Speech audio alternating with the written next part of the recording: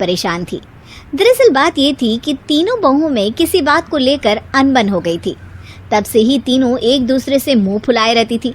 ना कोई सीधे मुंह किसी से बात करती, ना किसी का कहना मानती। पड़ोसी भी इस बात को जानते थे और जाने कैसे कैसे बातें भी करते। इसीलिए सासू माँ ने तीनों बहुओं को तुरंत अपने कमरे में बुलाया। मैं कई दिनों से देख रही हूँ, तुम तीनों अलग अलग सारे काम कर रही हो। ये सब नहीं चलेगा, तीनों को मिलकर ही काम करना पड़ेगा। सास की बात सुनकर एकदम से बड़ी बहू बोल उठती है। नहीं मम्मी जी, मैं इन दोनों के साथ कुछ नहीं कर सकती। मैं इस घर की बड़ी बहू हूँ, फिर भी ये मेरा कहना बिल्कुल भी नहीं मानती।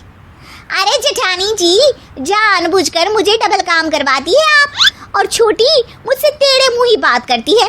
इन दोनों के बीच हमेशा सैंडविच बन जाती है मेरी, और मैं हमेशा आलू की तरह बीच में मसली जाती हूँ।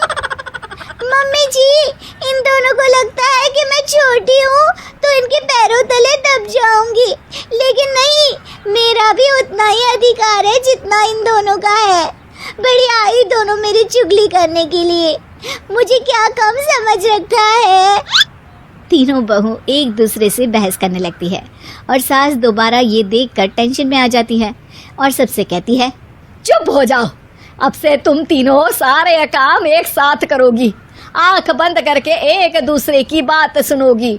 तुम तीनों इस बात को गांठ बांध लो, वरना अगली छुट्टियों में तुम्हारा अपना मायके जाना कैंसिल। सास की बातें सुनकर डर के मारे तीनों हामी भर देती हैं। जी मम्मी जी, मैं समझ गई। हाँ मम्मी जी, जैसा आप कहें, आप जो कहेंगे मैं वही करूंगी। तीनों बहू सास की बात को गांठ बांध लेती है और वादा करती है कि अब से सारे काम वो तीनों एक साथ मिलकर ही करेंगी। ये सब देखकर सास खुश हो जाती है और वहाँ से चली जाती है। नीचे जाकर वो देखती है कि घर में शर्मा जी आए हुए होते हैं। सास जोर से आवाज लगाकर कहती है, अरे बहू, जरा चाय बनाकर तो लाना, शर्मा जी आए हैं। सास की बात सुनकर तीनों बहू तुरंत किचन की ओर भागती है और चाय बनाना शुरू कर देती है। मुझे तो एकदम मसाले वाली कड़क चाय पसंद है, तो हम शर्मा जी के लिए मसाले वाली चाय ही बनाएंगे। अरे नहीं दीदी, गर्मी के मौसम में मसाला चाय कौन पीता है? मैं तो शर्मा जी के लिए इलायची वाली चाय ही बनाऊंगी। ये कैसी बात कर रही हैं आप दोनों? मेरी मम्मी ने सिखाया है कि मेहमान को ज्यादा दूध और शक्कर वाली चाय देनी चाहिए, वरना वो घर वालों को कंजूस समझते हैं। तो मैं तो शर्मा जी को ऐसी ही चाय दूंगी। तीनों बहुएं अपने अपने तरीके से चाय में शक्कर, मसाला, पत्ती सब डाल देती है। उबलने के बाद तीनों मिलकर चाय बाहर लेकर जाती है और शर्मा जी और सासू माँ को देती हैं।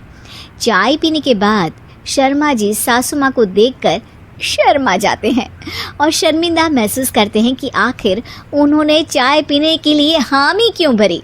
सासू माँ भी चाय पीना शुरू करती है और कहती हैं, अरे बहू, ये कैसी चाय बनाई है? चाय है या मीठे दूध की बासुंदी?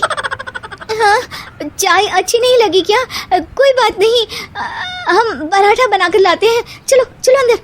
हाँ चलो। हाँ आती हूँ मैं भी। नहीं नहीं, मेरा पेट चाय ने ही चौपट कर दिया, वही काफी है। पराठे से पोपट नहीं करवाना, मैं तो चलता हूँ। शर्मा जी चुपचाप पतली गली से निकल जाते हैं। अगले दिन सास बहुओं से कहती है, अरे बहू, जाओ जाके ऊपर के गेस्ट हाउस की सफाई कर दो। कल हमारे यहाँ मेरे दूर के रिश्तेदार आने वाले हैं, तो पूरे कमरे को चमका देना, समझी? तीनों बहू सास की बात को मानकर ऊपर सफाई करने चली जाती हैं और तीनों कमरे की सफाई चालू कर देती है। बड़ी बहू मकड़ी के जाले साफ करती है, तो बीच वाली झाड़ू लगाना और छोटी वाली सर्फ डालकर जमीन धोना शुरू कर देती है।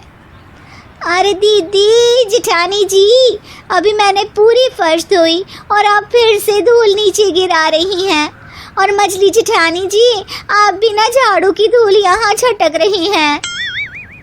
अरे तीनों को साफ करना है, एक साथ सफाई करते हैं ना।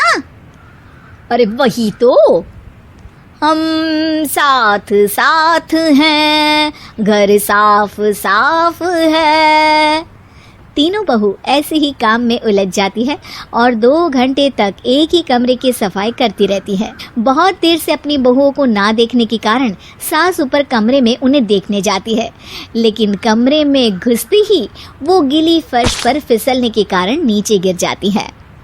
ओरी मोरी मैया, हड्डी मरोड़ के रख दी। आए मेरी तो कमर ही टूट गई रे। तीनों बहुएं सास को उठाती हैं और बिस्तर पर सुला देती है।